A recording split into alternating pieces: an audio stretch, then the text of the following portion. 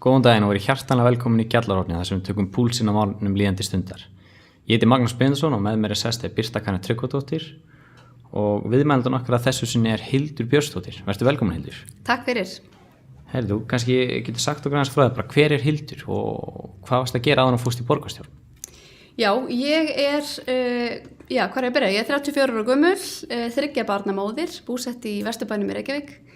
Ég menntaður lögfræðingur og stjórnmálafræðingur og hef starfað í lögmennsku í rauninni áður en ég fór út í borgarmálin. Og ég fór eiginlega, á menntaskólaárunum, ég var í Vestló, þá var ég mikið í ræðumennsku og það var svona það sem að mér fannst kannski hvað skemmtilegast að gera. Og þegar ég var að velja mér háskólanám þá hugsaði ég mig mikið hvar gæti ég einhvern veginn notað mér það. Og þar var það einhvern veginn lögfræðin fyrir valinu og mér langaði líka mjög mikið að vinna með fólki og vinna fyrir fólk. Og þess vegna var þetta lögfræðin ofan á. Svo gerist það að ég hef sagt að ég hef svolítið lent í bankahruninu og þá meina ég ekki kannski persónulega með mínu persónulegu fjármál, heldur ég útskrifast í þann mund sem að bankahrunið er að eiga sér stað. Þannig að ég einhvern veginn fer beint í að vinna fyrir erlenda kröfuhafa og vinna í svona þeim málum og það í sjálfu sér skapaði mér tækifæri. Ég fekk vinnu á lögmannsstofu í London og það var bara ótrúlega skemmtilegur og lærdómsríkur tími. En mér fannst ég aldrei vera að vinna fyrir fólk og þetta eru erlendir kröfuhafar fólk en þetta var allt svona fyrirtæki og ég var ekki alveg kannski í lögmennskunni sem ég hafði séð fyrir mér. Og svo gerist það einhvern veginn þegar við flytjum til Íslands og ég svona lítið kringum mig og þá býðst mér sæti á lista Sjálfstæðisflokksins í borginni. Og það var einmitt svona alveg gullið tækifæri til að vinna fyrir fólk og var bara koma hárréttum tíma og nánast eins og fyrir örlagana tilstöðlan. Þannig að mér, það er bara gríðarlega skemmtilegt starf og ég hef aldrei verið ánæðari í starfi heldur en ég er í dag. Ókei, æðislegt. Þú varst líka, aðeins í stúdentapólitíkinni líka. Já, það var einmitt annað, Ég var í vöku og var í stúdentaráði og var formaður stúdentaráðs sem var einmitt alveg gríðarlega skemmtilegu tími og það er einmitt líka, ég tek við eiginlega bara í hruninu sem formaður og það var í rauninni Vaka hafði gengið gegnum það sem við kölluðum svona eyðimerkurgöngu, vorum ekki búin að vera í meirihluta í 10 ára eitthvað svoleiðis og fólk taldi algjörlega óhugsandi að við getum unnið kosningarnar þannig beint í kjölfar á hruninu vegna þess að fólk áða til að tengja vöku við Sjálfstæðisflokkinn þó við höfum verið algjörlega ósammála því á þeim tíma og það voru raunverulega engin tengsl. Það var einn á listanum hjá okkur sem er núna í VG í borginni og svona. En fólk taldi það verið algjörlega óhugsandi að við getum unnið þessar kosningar en við náðum því samt sem áður og við tók svona barátta sem var kannski öðruvísin ofta áður vegna þess að þetta var á hrunárunum. Við þurftum að berjast mikið fyrir, við fórum með könnun meðal háskólastúdenta sem sýndi fram á að það erði gríðalegt atvinnuleysi meðal háskólastúdenta þetta sumarið.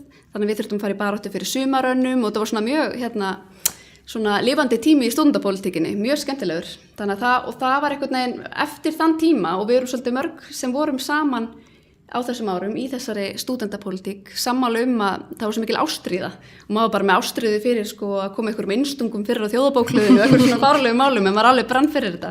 Að maður var alltaf að leita aftur á þessari ástríðu í starfi og hann hef ég algjörlega fundið í borgarmálunum og það er rosalega gaman að fá að vinna við eitthvað sem maður hefur svona mikil ástríðu fyrir. Gott að heyra. En svo eru svona einhvern veginn efnahagsmálin í borginni. Þau eru búin að vera svolítið í brennidepli síðustu ár. Þú hefur verið alveg ágætlega ábyrgandi í svona þeirri umræðu og benda á það sem betur má fara. Nú eru skattar í hámarki og allt bara á fullu fjöri. Hvað getum við gert núna svona í COVID? Af því bara erfitt ástand núna. Einmitt, við höfum síðustu árin bara sjálfstæðismenn í borginni og fólk bara áður en ég kem þarna inn til sögunar höfum verið að benda á að reksturinn hafi ekki verið í nægilega góðum farvegi og það er ágætt að benda á það eru 26 eða 8 ár frá því að í rauninni Sjálfstæðisflokkurinn var í meirihluta heilt kjörtímabil í borginni þannig að þetta hefur verið í höndunum á Samfylkingu Reykjavíkurlistanum í gríðarlega langan tíma svona heilt á sviðið litið og okkur hefur ekki litist á blikuna hvernig borgin er rekin eins og segir skattar, eiginlega allir skattar eru í löglefðu hámarki nema kannski fasteignaskattar og íbúðarhúsnæði en þeir hins vegar hækka á hverju einasta ári að því að fasteignamat er alltaf að hækka og á sama tíma hafa skuldir verið að aukast jafnt og þétt alveg gríðarlega mikið ár frá ári þannig að þau eru að vinda alveg tekjutöskuna til fulls og svo eru þau að auka skuldsetningu borgarinnar og samt einhvern veginn ekki skila nægilega góðum rekstrarniðurstöðum og þetta fer einhvern veginn allt inn í hítina. Þannig að við höfum verið að benda á þetta og svo kemur þessi gríðarlegi skellur sem auðvitað COVID sem enginn gat einhvern veginn gert ráð fyrir og fer með okkur bara lóðbeint inn í gríðarlega efnahagslægð og þá auðvitað svona svolítið vont að horfa á það að borgin hafi í rauninni ekki verið betur rekin, að við séum ekki betur í stakk búin til að takast á við þetta ástand heldur raun beri vitni, eins og við sjáum að ríkissjóður til dæmis getur gripið til svona miklu svona þyngri og veigameiri aðgerða í rauninni til að styðja við atvinnurekstur og fólk og fyrirtæki heldur borgin getur gert. En svona strax í kjölfarið á COVID og núna í vor þegar svona fyrstu aðgerðir voru kynntar þá ákváðum við þvert á flokka í borgarstjórn að bara standa svolítið saman. Okkur fannst að vera svolítið ákall á það bara frá fólki í landinu að fólk stæði svolítið saman á þessum tímum. Þannig að við stóðum saman fyrstu aðgerðir í borginni og þar átti ég tillögur sem ég lagði til og voru í rauninni teknar inn í þennan aðgerðapakka borgarinnar, meðal annars að lækka fasteignaskatta á atvinnuhúsnæði, gera aukna greiðslufresti á skatta og annað og það var tekið inn og við vorum gríðarlega ánægð með það. En þetta voru aðgerðir sem við ákveðum að fara með meirihlutanum inn í trausti þess að þetta væri fyrstu aðgerðir og svo myndi koma eitthvað meira til síðar. Og við höfum kannski ekki beint séð það, en það bara staðan þannig að borgin þröngur stakkur búin að vegna þess að reksturinn hefur ekki verið betri síðustu ár. Þannig að núna það þarf auðvitað bara að horfa aðeins inn í borgarkerfið. Það gríðarlega stórt og uppblásið og ég held að það þarf bara mikla endurskipulagningu og ég veit ekki hvort að það ekkert endilega æðislegu tími fyrir það núna en það hefur þurft á því að halda lengi. Og við þurfum bara aðeins að fara, við viljum sjá til dæmis meira eignasölu hjá borginni. Við höfum talað fyrir því að selja bæði malbikunarstöðina Höfða og gagnaveituna og myndum líka velja skoða það að í rauninni lækka fasteignaskatta á íbúðarhúsnæði að því leiti að þeir séu allavega ekki að hækka milli ára að því að fasteignamatið alltaf að hækka og þá hækkar krónutalan sem fólk þarf að borga þannig að bregðast þannig við. Það voru ýmsar gloppur líka hjá meirihlutanum varðandi leikskólaþjónustu. Það var ekki verið að styðja með sama hætti við börn sem voru í einkareknum leikskólum eins og fjölskyldur sem áttu börn í borgareknum leikskólum. Þannig að þar stigum við svolítið inn í og fórum í baráttu til að allir fengu í rauninni sömu niðurgreiðslur og sömu gjaldskrár. Þannig að það svona ýmis horn að líta en okkar svona það sem að, pólitíski ásinn svona hvað mest áberandi þegar við komum inn á einkareksturinn, þegar við komum inn á eignasölu, þegar við komum inn á að lækka skatta og betri og ábyrgari rekstur. Það svona þar svolítið sem að maður finnur mjög mikinn mun á milli flokka og milli sjálfstæðisflokksins og meirihlutans. Einmitt. Nú talaður aðeins að selja einkareksturinn og svoleiðis. Þú talaður bílastæðahúsin fyrir að tæpu ári á Instagraminu og vildir þá í rauninni selja þau. Hver staðan á því? Já, við lögðum til snemma árinu 2019 og ég man rétt að bjóða út reksturinn á bílastæðahúsunum og það var í rauninni samþykkt í borgarstjórn með einhvern svona smávægilegum breytingum og staðan á því bara engin. Það hefur bara ekkert gerst og þetta auðvitað, við setjum þetta bara í hendurnar á meirihlutanum, við höfum enga aðkomu að því að svona íta málum úr vör, öðruvísi en að bara leggja þau til. Þannig ég hef ekki séð neitt gerast í því. En ástæðan fyrir að við vildum auðvitað bjóða reksturinn út að yfirleitt ef reksturinn boðin út þá sjáum við bara miklu betri þjónustu fyrir vikið. Margir kvarta til dæmis undan því í dag að bílastæðahúsin séu ekki opin á nóttunni. Það eitthvað sem að einkaaðilar myndu sennilega vilja bjóða bara til þess að geta skapa sér meiri tekjur. Oft verður þjónustan betri, það hægt að bjóða bílaþvott í húsunum eða hvaðan á hvað sem að einhverjum dytti í hug sem væri með reksturinn í sínum höndum. Þannig að við munum bara fylgja þessu áfram eftir. Og með von dýta eins meira undir það. Algjörlega. Svo talaði um Malbikastöðin Höfða, nú vinn ég þar í sumarstarfi og kallar hann að hlusta þá ég sannlega ekki vinsæll en það svolítið galið að Reykjavíkurborg eigi Malbikastöð og hver svona rökin fyrir því að halda áfram þessum rekstri en nú náttúrulega þetta Malbikastöðin rekin þau reka Reykjavíkurborg rekur ekki Malbikastöðina þeir eiga samt 100% í því. Já. Þau eiga í Malbikunarstöðinni, þau eiga stjórnarsæti í Malbikunarstöðinni. Fyrir hægri mannsku þá eru þetta bara engin rök fyrir því að höfuðborgin eða þau opinbera eigi Malbikunarstöð frekar en mörg önnur fyrirtæki og það er þetta bara stríði gegn ýmsum samkeppnissjónarmiðum. Þannig að við höfum talað fyrir því að selja Malbikunarstöðina. Það er svona að það þarf að finna henni nýja lóð og þegar það hefur gengið í gegn þá held ég að sé bara réttu tími til að selja. En hvernig þá vinstri hliðin í borgarstjórn? Tala þau líka með því að selja Malbikunarstöðina? Sko, Viðreisn hefur talað fyrir því og er með stjórnarformann í Malbikunarstöðinni en það hefur eins og nú 2 ár liðin á tímabilinu og ég hef ekki séð neina hreyfingar á málinu þannig að það er kannski ekki sama í orði og borði en þetta er svona eitthvað sem við höfum talað fyrir, eignasala og við höfum til dæmis lagt til sölu á gagnaveitunni ítrekað og það hefur ekki verið hljómgrunnur fyrir því. Nei.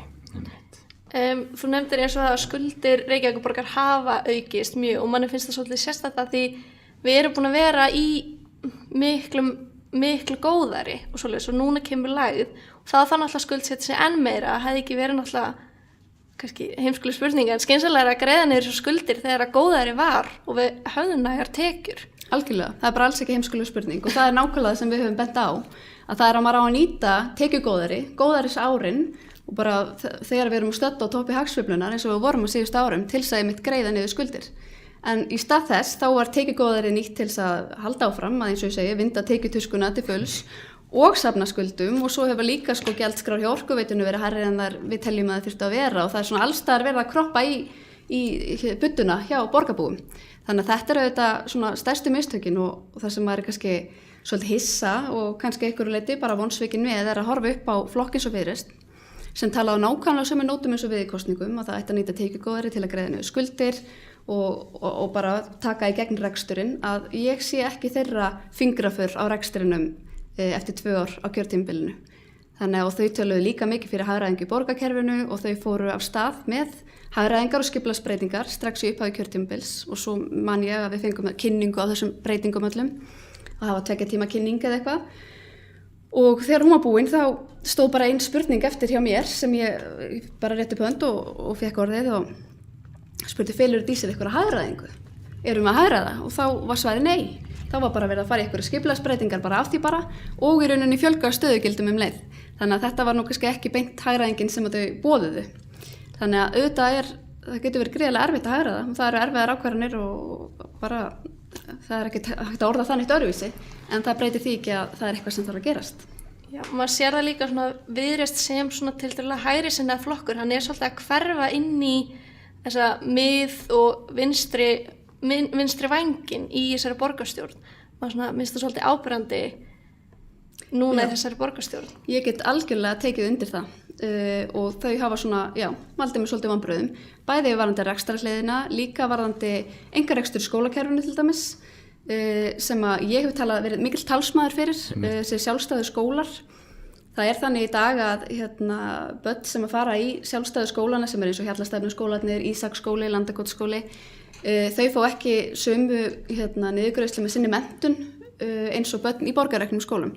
Og núna þegar við erum og minnst það kannski sérstaklega, fáránleikin er sérstaklega mikill í leikskólakerfinu því að borgin er ekki að bjóða nægilega mörg leikskólapláss fyrir börn á leikskólaaldri þannig að margir foreldrar eiga kannski ekki annar að kosta völ en að fara með barnið sitt í einkarekin skóla en fá samt í rauninni og borga bara sama útsvar og eru foreldrar en fá ekki sömu greiðslur með barninu og þjónustunni með barninu. Þannig að við höfum svona viljað að því að þessir sjálfstætt reknu skólar þeir þurfa að innheimta skólagjöld til þess að geta borið til þess að reksturinn beri sig að þau fá ekki sömu greiðslur frá borginni.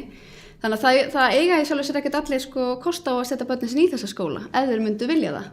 Því þessir einkareknu skólar mælast yfirleitt betur en aðrir skólar, eru að skila betri nemendum og nemendurnir eru að ná betri árangri og við viljum ekkert endilega að þetta séu einhverjir forréttindaskólar, heldur frekar að allir eigi þess kost á að sækja þá. Þannig að tillögurnar okkar hafa verið þannig að bara féfylgi barni eins og það hafa verið kallað í gegnum árin, að borgin greiði bara sama fé með hverju barni í skólakerfinu og svo velja foreldrar bara hvert þessi peningur fer. Og það er einkareknu skólar sem þykja þessi fullu framlög innheimti þó ekki skólagjöld. Þannig að öll börn bara óháð því hvernig foreldrar eru að standa fjárhagslega eigi sömu kosti á bara framúrskarandi menntun. Þannig að Viðreisn hefur í rauninni talað fyrir þessu en svo ekki geta samþykkt tillögurnar þegar þær eru lagðar fram. Þannig að þetta er svona, ég myndi segja fjármálin og þau hafa líka kosið gegn skattalækkunum, þau hafa kosið gegn einkarekstri í skólakerfinu og eignasölu og ég eiginlega veit ekki, eins og ég segi, hvar þeirra fingraför í þessum meiri hluta liggja. Nei, þetta er eiginlega bara hljóma bara eins og vinstriflokkur, sko. Já, það er eiginlega orðið svolítið þannig.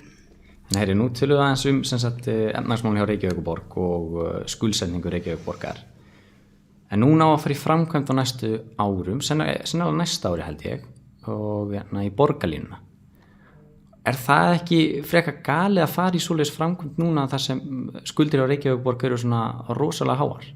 Sko, ég sá bréf sem að Reykjavíkurborg sendi ríkinu í kjölfar COVID sem að ég verði að segja, ég fekk bara smá sjokk. Og þar borgin í rauninni að kalla ásamt öðrum sveitafélögum á höfuðborgarsvæðinu eftir neyðaraðstoð frá ríkinu og talar með þeim hætti að ef þessi aðstoð berist ekki, og þetta eru sko margir tugir milljarða, að þá sé borgin bara algjörlega ósjálfbær í sínum rekstri, geti ekki sinnt grunnþjónustu næstu árin. Og auðvitað setur þetta öll mál og allar framkvæmdir í einhvers konar nýtt samhengi og maður þarf að endurhugsa allt. Ég mikil stuðningskona borgarlínu. Núna hefur ríkið tryggt ákveðið fjármagn inn í verkefnið, þannig að við þurfum ekki kannski að hugsa alveg með sama hætti þannig að borgarsjóður sé að standa undir þessu öllu. Sko, í upphafi var borgarlína, það var talað hana sem lest. Og það eru mjög margir sem halda ennþá að borgarlína sé lest. Og þess vegna eru mjög margir á móti borgarlínu og ég vil eiginlega meina að það hafi kannski ekkert, meiri hlutin hafi kannski ekkert staðið sem eiginlega vel í að kynna fyrir fólki hvað borgarlína er. Eins og borgarlína er í dag og plönin hana í dag bara að þetta sé í rauninni betri strætó. Og ef þú myndir spyrja fólk þvert á flokka, kjörna fulltrúa í borgarstjórn, viltu tíðari ferðir fyrir strætó, viltu fleiri sérakreinar, viltu upphituð skýli, betri þjónustu, allt þetta, það myndi allir segja já, þetta er eitthvað sem allir vilja. En að því að það eru margir einhvern veginn búnir að setja sig upp á móti borgarlínu, lestin í borgarlínu sem að talaði hérna í upphafi, að þá er einhvern veginn svolítið erfitt að fá fólk með í för, en stuðningurinn svo sem vex. En það sem að sko eðlilega og það sama myndi gilda mig ef ég var ekki í þessu starfi, að þá hefur myndast fólk sér skoðanir á málum bara út frá því sem það lesi fréttum og annað, en nú er það svo að til dæmis langstærstur meirihluti kjörinna fulltrúa Sjálfstæðisflokks, bæði í sveitastjórnum og á þingi, hefur stutt borgarlínu. Vegna þess að ef við skoðum í rauninni, ef við leggjumst bara yfir samgöngumálin, þá sjáum við að við þurfum auðvitað að efla almenningssamgöngur og ef við förum ekki í efla almenningssamgöngur, þá talið að sko, það muni kosta að minnstakosti 140 milljörðum meira ef við ætlum áfram einhvern veginn að ferðast með þeim hætti sem við gerum í dag, að langt flestir séu að ferðast einir á bíl. Þannig að við þurfum eitthvað að gera eitthvað breytingar og borgarlínuverkefni með við það að 12% af fólki noti borgarlínu, það er svona cirka 1 af hverjum 8, þannig að áfram eru 7 af hverjum 8 að ferðast með öðrum hætti, þannig að sko mér hefur alltaf þótt svolítið leiðileg þessi skotgrafa umræða samgöngumál og mér finnst hún vera svolítið þannig í borginni að það er annarkvort einhvern veginn að fólk berst fyrir því að allir fá að aka á bíl eða einhverjir berist fyrir því að allir séu á hjóli eða í borgarlínu eða hvað en ég held að lausnin liggi í því að þetta vinni allt saman og það er einmitt þannig sem að borgarlínuverkefnið svo sem að 1 af hverjum 8 noti borgarlínu og svo eru flestir sem nota bíl og einhverjir ganga á hjóla og svona þetta vinni allt einhvern veginn saman og að því við erum auðvitað ólík og mér finnst það svolítið ríma við stefnu Sjálfstæðisflokksins, bara frelsi og val og við séum ekki að boða einhverja eina ríkisleið fyrir fólk til að ferðast, heldur að við séum svolítið að taka með að breyttum þörfum og svona ólíkum áherslum. En alveg raunhæft að fara í þessa framkvæmd núna þar sem nefnastaðan í borginni svona? Sko, eins og segi, þá ríkið búið að tryggja okkur fjármagn, þannig að ríkið kemur að framkvæmdinni. Það þarf svolítið að koma í ljós í rauninni, hversu hratt við getum farið í þetta og ég verður reyndar að segja það og það þarf að vera algjörlega á hreinu og þó ég styðji borgarlínu, þá treysti ég ekki Degi eða þessu meirihluta fyrir horn til að leiða þetta verkefni og hér er ég ekki að vera með eitthvað stæla, þetta er bara raunverulega, ég treysti þeim ekki fyrir horn. Við höfum séð bara hvert málið reka annað á þessu kjörtímabili, bara braggan og hvaða nú hlem, sem ég elska hlem en það samt var algjört rugl hvernig halda verið það verkefni og ég get ekki treyst þeim fyrir horn til að reka svona stórt verkefni. En borgarlína studd af sjálfstæðismönnum í öllum nágrannasveitarfélögunum, öllum bæjarstjórunum sem eru sjálfstæðismenn í Mosfellsbæ og Kópavogi og Garðabæ og Hafnarfirði og áfram getið ég talið. Þannig að þetta er svona verkefni sem ég sé fyrir mér að við sjálfstæðismenn munum leiða þegar við komumst til áhrifa í borginni og þá með sjálfstæðismönnum á höfuðborgarsvæðinu og á þinginu. Og ég held að þannig getum við gert það af bara ráðdeild og skynsemi og hugsanlega þarf að gera það hægar eða gera það einhvern veginn aðeins öðruvísi eða spara hér eða þar vegna ástandsins eins og það en ég held að það sé mikilvægt að við förum í þetta verkefni, að við förum í að efla almenningssamgöngur. Algjörlega, en það væri ekki hægt að pröfukera borgarlínuna. Það var grein eftir Ásgeir Ingvason á morgun í mbl.is og hann talaði það að væri góð hugmynd að fjárfesta í nokkrum svona, þetta ekki, hvað heitir þetta? BRT, heitir þetta ekki það? Já, svona vögnum og hafa þá bara sérakreinar og eitthvað svoleiðis. Það ekki svolítið sniðu hugmynd að pröfukeyra þetta áður en það færi þá bara full on í eitthvað framkvæmd? Mjög bara góða punktur sko. Þetta í rauninni, þetta kallast Bus Rapid Transit, það borgarlínan, það svona, þetta bara strætó með varalit og það þannig og ég get sem sagt bara en þetta bara vagn á gúmmíhjólum og ég get til dæmis sagt sögu af vinkonu minni sem bara jakkuvel mér sem var að fara í stóramæli daginn og hún ætlaði sér að drekka áfengi og afmælið var í útkverfi og hún bað vinkonu sín skutla sér og vinkonan hafði bara margt annað betra að gera en að skutla henni þannig að hún sagði akkur tekur ekki bara strætó og þá sagði sú sem var að fara í afmælið ég ætla ekki að stíga út af strætó eins og einhver aumingi og þetta bara viðhorf hjá sumu fólki að strætó sé eitthvað sem þú tekur þangað til þú búin að meika það á eignast bíl og þetta eitthvað sem við þurfum að breyta og það líka svolítið hugmyndin með borgarlínu og eitthvað sem bara markaðssérfræðingar maður tala við fólk sem vinnur auglýsingastofum annað að sko borgarlína getur skipt máli líka bara til að breyta þessu viðhorfi að það komið þetta bara nýja vagnar til lítið eins öðruvísu út og eins og þegar ég bjó í London þá var bara allir þjóðfélagsstíðin í lestir eða strætósvagna því það var bara frábær leið til að ferðast það var ekki þannig að þú varst að stíga út í strætó eins og einhver aumingi heldur bara að því það var góð leið til að ferðast þannig að ég svona hluti af borgarlínuverkefninu líka að breyta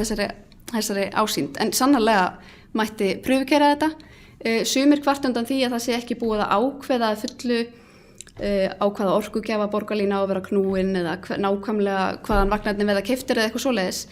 Ég held að sé skynsamlegt að ákveða það ekki fyrr en bara í rauninni á síðasta snúning vegna þess að tæknin svo gríðarlega hröð. Að við viljum kannski ekki vera fjárfest í einhverri tækni núna sem við förum ekki að nota fyrir en eftir 10 ár og þá úr sér gengin vegna þess að bílar eru orðnir sjálfkeyrandi eða hvaða nú Þannig en það hins vegar algjörlega skýrt að borgarlína á að vera knúin áfram af umhverfisvænum orkugjöfum og auðvitað miðað við að hún geti verið sjálfkeyrandi hvort sem það strax eða á síðari stigum.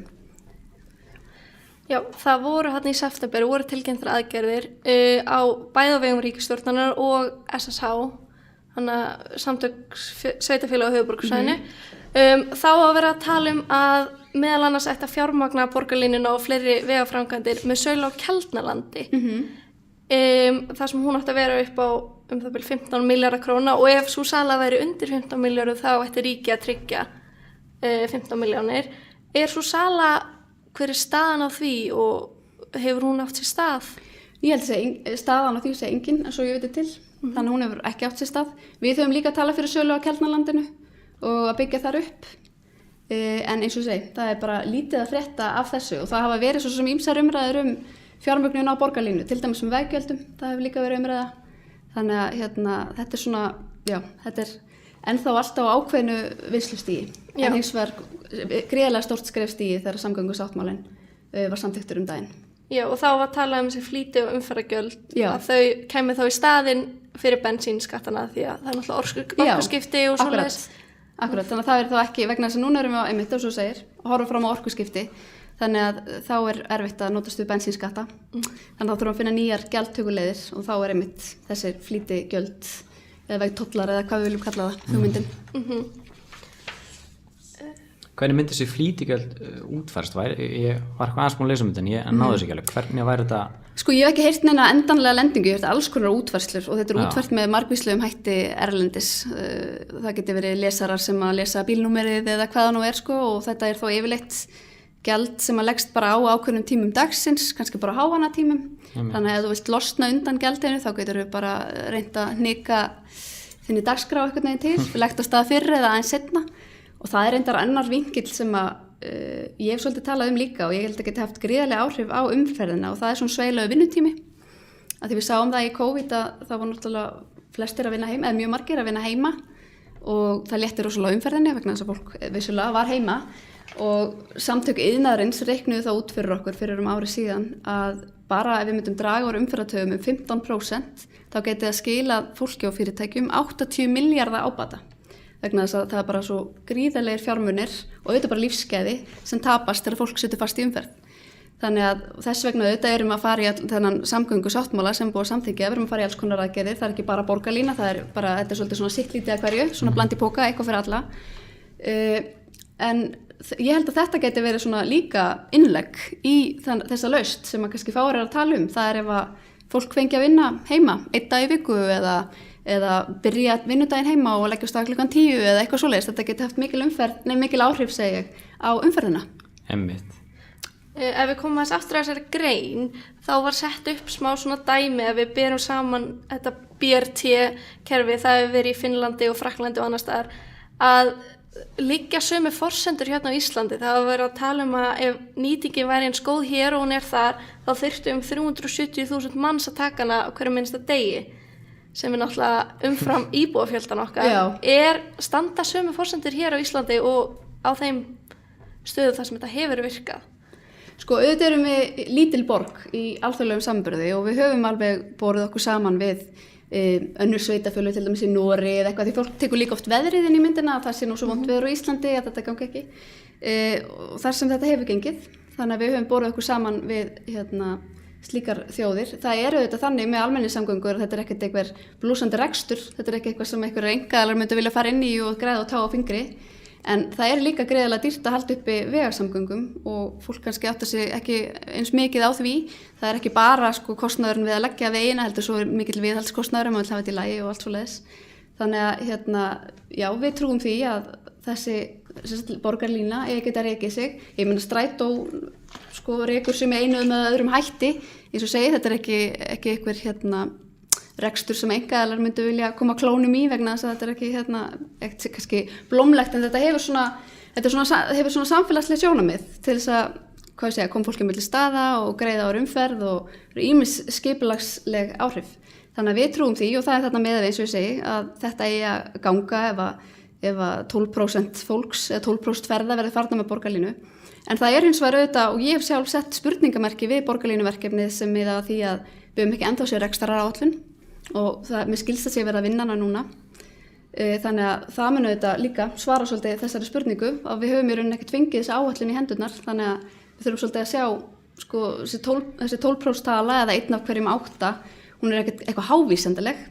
Þannig að ég vona að við fáum í vetur þessa rekstraráætlun og þá kannski er auðveldara að svara þessari spurningu, hvernig reksturinn verður.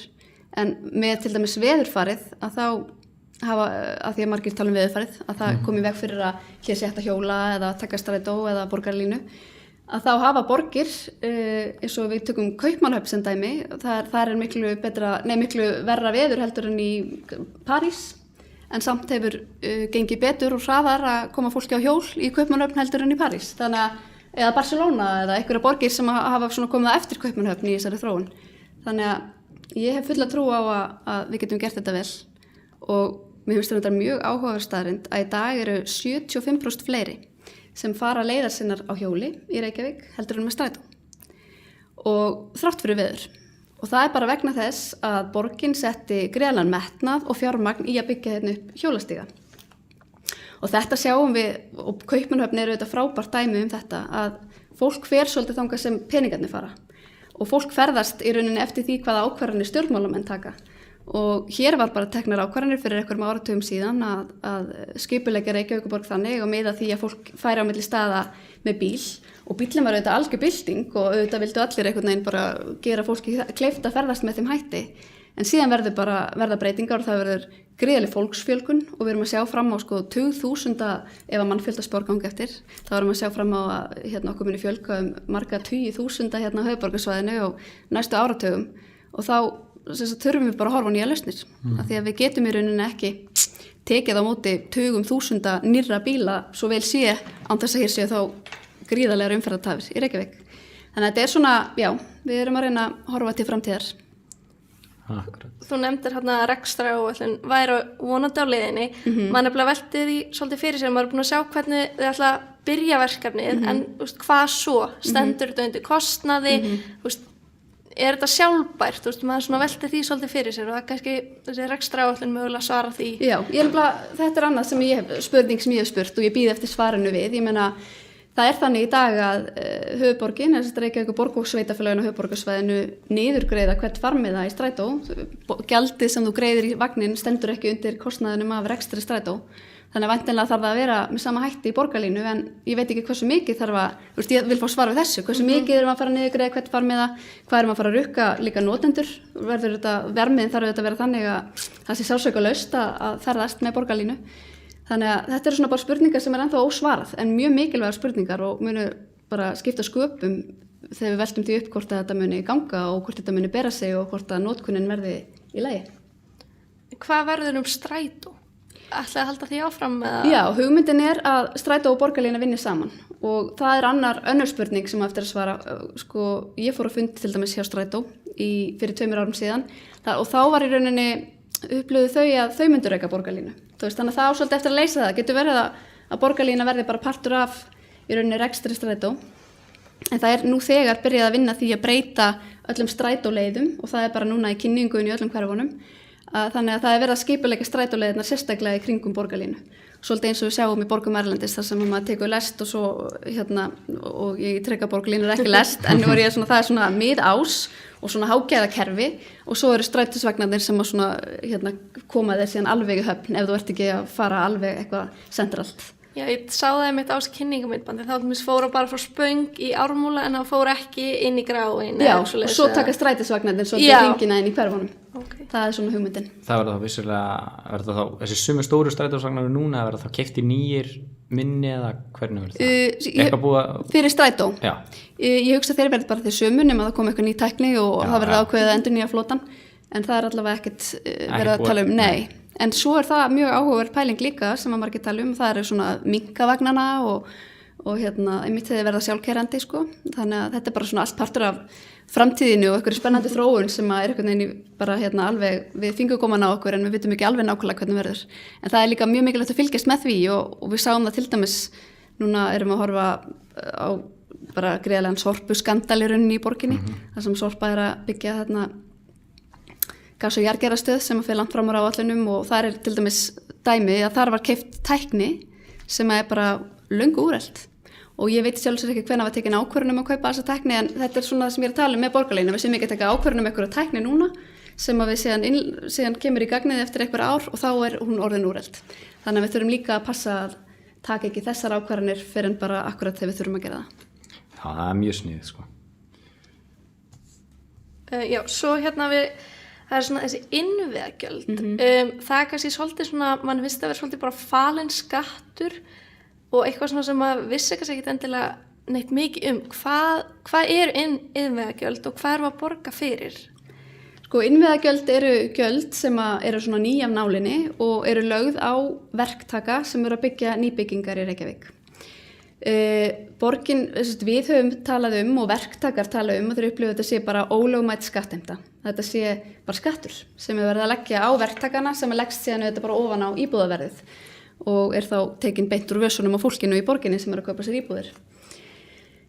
Borgin hefur talað að þetta séu bara frjálsir einkaréttarlegir samningar að fólk, þessi verktakar gangi bara frjálsir að borðinu og skrifi undir þessa samninga og að fúsum og frjálsum vilja. En ég hef nú svolítið sagt að þetta séu kannski ekki beint samningar, þetta sé meira í ætt við einhverja skilmála vegna þess að þetta er bara lagt eitthvað plagg á borðið og það er ekkert svigrúm til að hnika til eða semja raunverulega. Þannig að það hefur verið gríðalegur ágreiningur þetta og borgin hefur skapað sér tekjur sem að nemur mörgum milljörðum í þessi innviðagjöld og eins og segja við höfum svona talið eðlilegt og það hefur bara farið fyrir dóm í raun að borgin noti sko útsvarstekjur og skatttekjur og bara byggingaréttargjaldi sem það innheimtir af verktökum til þess að standa undir því að reisa skóla og byggja þessa innviði en hún hefur svona, borgin hefur fundið leið eins og ég var að tala um áðan, það finna alltaf leiðir til að afla enn frekari tekna einhvern veginn í tekju góðærinu og meðan það safna skuldum til þess að plokka enn frekar af verktökunum og þá fólkinu sem kaupir íbúðurnar að endingu.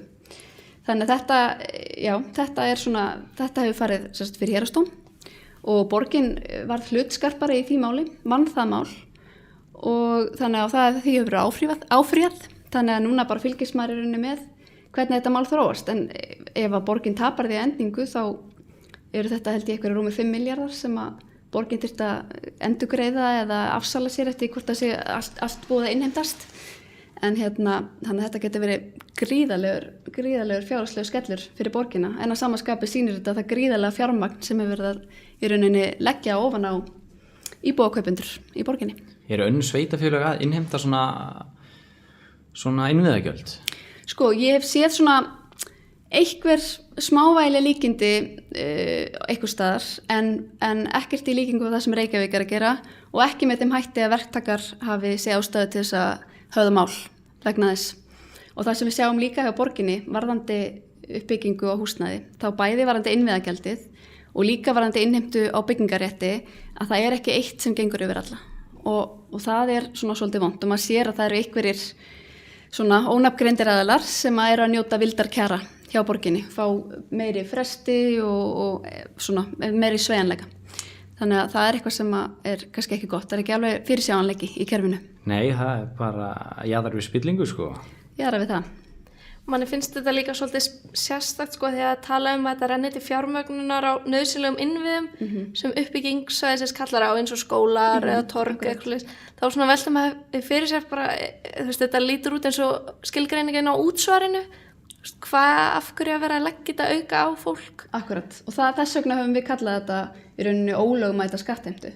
Vegna þess að svona, við teljum og það er það sem að líka þetta dómsmál byggir á að lög gerir ráð fyrir að það séu bara ákveðnir tekjustofnar sem sveitarfélag hefur til að standa undir sinni lögbundnu þjónustu og þarna sé í rauninni borgin að búa sér til nýjan tekjustofn sem að eigi sér enga kjölfestu í lögum. Þannig að, en eins og segi, borgin var hlutskarpari fyrir héraðsdómi en við þurfum að sjá hvernig málið þróast á efri stigum. Einmitt. Nú er það náttúrulega með líka hæsta útsvarið sem leyfilegt er 14,52%. Það er nú fremur mikið, sko. Hvað er nærliggjandi sveitafélög? Hvað er útsvarið þar? Sko, nú man ég ekki nákvæmlega prósentundar, en Reykjavíkurborg er með hæsta útsvarið og bara það útsvar sem að lög gerir ráð fyrir, bara hæsta lögleyfða útsvar. Garðabær og Seltjarnarnes hefur svona verið að bjóða best, ef við getum sagt það, með lægsta útsvarið. Ég sá það nú daginn að því að fólk svona fúlsar oft þegar maður fyrir nefnir þetta og segir að Reykjavík þarf nú að innheimta hærri skatta vegna þess að þau taka á sig stærri hluta af til dæmis félagsþjónustu og eru með félagsíbúður og annað. Það er alveg rétt. En ef þú skoðar hins vegar tekjurnar sem sveitarfélögin hafa og ef þú deila þeim niður á íbúafjölda þá hefur Reykjavíkurborg í rauninni meiri tekjur til þess að standa undir þjónustu við hvern og einn íbúa í sveitarfélaginu heldur en til dæmis Garðabær. Vegna þess að við erum að hafa svo gríðarlega tekjur hér og þar. Borgin er að, eins og segi, bara finna allar nærtækjaleiðir til þess að afla sér tekna. Þannig að það er nú kannski ekki alveg rökrétt að borgin þurfi nauðsynlega að innheimta þennan skatt til þess að einhvern veginn standa jafnfætis Garðabæ. Þannig að já, við höfum bara talað fyrir því að það þurfum við að svona endurskoða eins þessar skattprósentur og við þurfum auðvitað að vera samkeppnishæf við önnur sveitarfélög. Við höfum séð það er á hverju einasta ári er framkvæmt svokölluð Gallup þjónustukönnun, þar sem er gerð þjónustukönnun með íbúa í öllum sveitarfélögum allavega á höfuðborgarsvæðinu og Reykjavíkurborg hefur neitað að kaupa niðurstöðurnar af því að þær líta svo illa út fyrir Reykjavík og framkvæma svona sína eigin könnun og það er mjög fróðlegt að í þeirri könnun spurðu þau til dæmis ekkert út í leikskólaþjónustu og skólaþjónustu af því þau vita að þau koma svo illa út við því. Þannig að ég hins vegar sé þessar Gallup-kannanir og þær sýna bara að lífsgæði mælast verst í Reykjavík af öllum þessum sveitarfélögum og samt er verið að einhvern veginn innheimta hæsta útsvarið og maður hefði haldið þá að það var hægt að bjóða þessa framúrskarandi þjónustu fyrir vikið en það einhvern veginn er ekki heldur. Þannig að við erum að innheimta hæsta útsvarið, við erum að innheimta þessi innviðagjöld og safna skuldum en samt erum við einhvern veginn ekki að bjóða nálægt því bestu þjónustuna. Þú nefndir aðeins hérna í byrjun með að Sjálfstæðisflokkurinn styðjilega svona meiri eignamyndun og fólk sé eignast fleiri íbúðir en nú er borgin að gera margar íbúðir, kannski byggja blokk og 20% bara þarf að fara í leigu. Þetta er svolítið svona sérst, maður hefði haldið að þetta borgin myndi vilja að það yrði einhver eignamyndun hjá fólki og það er alltaf betra að eiga heldur en að leigja. Það er alltaf, maður vill frekar eiga íbúðir. Já, flestir vilja það einmitt og eignast sína íbúð og við höfum einmitt svolítið talað fyrir þessu varðandi félagsbústaði að það er svolítið vont að sjá hvernig félagslega kerfi stækkar ár frá ári og auðvitað viljum við alltaf hafa kerfi sem grípur þá sem eigum sárt að binda og auðvitað eru alltaf þeir sem munu alla sína ævi þurfa á aðstoð hins opinbera og félagslega kerfisins að halda en okkur finnst kerfið ekki vera að vinna nægilega í því að hjálpa fólki aftur á lappir og til sjálfshjálpar og út úr kerfinu. Það er að grípa fólk en svo eru ekki leiðir til þess að komast aftur út úr kerfinu. Þannig að það svolítið ástæðan finnst mér fyrir því að kerfið að stækka og í þessu samhengi að þú nefnir að eignast íbúðir að þá höfum við líka svolítið talað fyrir þeirri hugmynd og við höfum kannski ekki fastmótað eitthvað konkrétt tillögu í þeim efnum en þetta svona tillaga sem að þekktist á Thatcher-tímanum í Bretlandi og annað að fólk geti, þeir sem að kannski sína fram á að þeir eru konum með ákveðna tekjur og eru í ákveðinu stöðu, að þeir geti þá kannski keypt sína íbúð sem þeir eru þá búin að leigja. Það sé eitthvað svona kerfi að þú geti keypt íbúðina af borginni og eignast hana. Þannig að við myndum vilja sjá eitthvað þess áttar kerfi. Já, ég held að þetta er bara mjög sniðugt. Já. Það er einhvern veginn búið að vera svolítið svona tilfinningin hjá mörgum borgaríbúum að borgarmálin snúi svolítið mikið að miðborginni. Og það er einhvern veginn ekki alveg verið að hugsa nógu mikið út í útkverfin og svoleiðis. Hvað hefur Sjálfstæðisflokkurinn verið mikið í þessu málum, styrkja útkverfin eins og Árbæ og Grafarvog og Breiðholti? Já, við höfum talað mikið fyrir því og við höfum lagt mikla áherslu á að tala við útkverfin. Þeim finnst, og maður finnur það mjög þegar maður kemur inn í þessi hverfi að fólki finnst mjög afskipt og finnst svona borgarstjórn og meirihlutin sérstaklega ekki hafa mikinn áhuga á þeim. Það sem brennur á fólki í þessum hverfum er mjög oft samgöngumálin. Þessi fólk sem býr í útkverfum er mjög mikið fast í umferð og þannig að það er svona stór vinkill þar og svo þetta er bara sumumál og allstaðar annar staðar. Þannig að við höfum svona talað fyrir því inn með útkverfin í umræðinni og í borginni og við höfum komið með mörg mál sem varða útkverfin og það var reyndar svolítið skemmtilegt að þegar að listanum, að því að við fórum á óvenjulega leið síðast fyrir borgarstjórnarkosningar, að það var ekki prófkjör, það var leið 2 prófkjör en svo vel stilt upp á lista. Og það var lögð mikil áhersla á að ná inn breiðum hópi frambjóðanda. Þannig að á listanum okkar erum við með fólk úr öllum hverfum, á ólíku og breiðu aldurspili með ólíkan bakgrunn og þannig, og það gerir að verkum að við erum ekkert alltaf sammála. En það koma svona mjög ólík sjónarmið að borðinu og þegar við komum stað niðurstöðum þá er svona einhvern veginn betri flötur á málunum að því að við höfum náð taka utanum svo ótrúlega mörg ólík sjónarmið og finna lausnir sem henta stórum hópum. Þannig að verandi með þennan breiða hóp og fólk úr öllum þessum hverfum þá erum við svona miklu meira inn í nærsamfélaginu í öllum hverfunum og svona skynjum svolítið betur kannski hvað er í gangi þar. Að þetta hefur verið svolítið þannig að borgarfulltrúar hafa mikið til búið mitt bara í miðborginni og á svona afmörkuðu svæði og skynja þá kannski ekki alveg hvað er að gerast í hinum hverfunum. Þannig ég held að það hafi verið frekar mikilvægt að svona fá inn þannig fjölbreytta hóp. Algjörlega sko, það er eiginlega bara alltaf mikið fókus á miðbæinn sko, ekki alveg verkefnum þar sko. Já, og ég held sko sem ég hef líka viljað tala fyrir er svona meiri sjálfbær hverfi. Við sjáum það til dæmis að miðbærin og vesturbærin, þetta eru svona mjög sjálfbær hverfi, þá hvað meina ég með því? Þá meina ég að þú getur verið innan hverfisins og náð fótgangandi í rauninni í alla svona helstu þjónustustöðum þar. Þú getur farið í matabúðina, apótek og sundlaug og bakari og allt hvað eina. Og ég myndi vilja sjá þessa þróun svona mikið í öðrum hverfum og ég til dæmis á eina af mínum bestu vinkonum býr í Grafarvogi og hún sagði eitthvað tímann við mig þegar við vorum að tala um hjólreiðar eða eitthvað og þá sagði hann, en Hildur, ég gæti aldrei hjólað í vinnuna eða ég gæti ekki hjólað í matabúðina eða hvaða nú er. Þá sagði ég veit það, en það sem ég vil að við getum gert þetta kleift og það mun taka eitthvað tíma en ég vil að við breytum aðeins skipulaginu á hverfunum þannig að það sé hægt. Þannig að einhver sem býr í Grafarvogi geti líka sótt vinnu í Grafarvogi. Og það er annað sem að borgin hefur gert svolítið vitlaust, það er svo mikill skipulagshalli. Við erum með einhvern veginn alla vinnustæðina svona rosalega vestarlega og í kringum miðborgina og svo býr gríðarlega massi austarlega í borginni í útkverfunum. Þannig að það er allir straumurinn liggur einhvern veginn vestur á mótnana og allt stíplað og svo fara allir tilbaka síðdegis. Þannig að ef við myndum einhvern veginn ná að jafna þetta skipulag, þá getur fleiri unnið innan hverfis og fleiri getur gengið eða hjólað og það eru meiri umferðartafir og meiri lífsgæði. Þannig að þetta er auðvitað framtíðarsýn, þetta er ekkert sem maður gerir á einu augabræði, en þetta er svona skipulags framtíðarsýn að maður ná að jafna þetta borgarskipulag betur og gera öll hverfin meira sjálfbær, án þess þó að draga úr þeirra sérkennum. Ég alveg hef fundið fyrir þessu, ég er úr Gráin sjálf sko. Já, nákvæmlega. En manni finnst það líka bara svolítið sérstakt að, þú veist, Háskóli Íslands, Spítalinn og HR eru svona örgulega 3 stærstu vinnustæðar landsins eða með þeim stærstu. Þeir eru all á einhvern veginn, kannski 1,5 kilometra radíus.